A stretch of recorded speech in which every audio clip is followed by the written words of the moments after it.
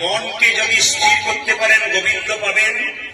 মন যদি এত ঘাসে চেটে চেটে খাই, ঘাসগুলোতে চাটছে, অমৃত তো পড়ে নাই, ঘাসগুলোতে জিভ দিয়ে চাটতে চাটতে জিভটা কেটে দুটুকরো হয়ে গেছে।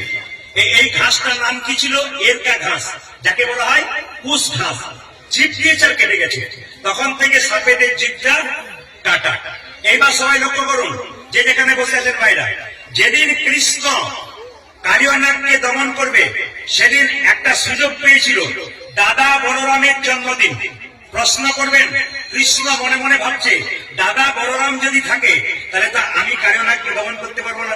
আজকে দাদা বলরামের জন্মদিন, আজকে দাদা যাবে না, আমি এই ফাঁকে কালিয়ানাগকে দমন করে ফেলবো।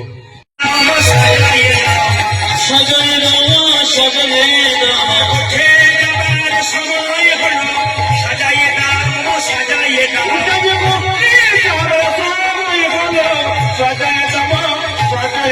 আমার কষ্টে যাবার সময় হলো, সাজাইয়ে দাও সাজাইয়ে দাও, আমার গোষ্ঠী সময় হলো সজয় রামা সজয় রামা সৃজন সদা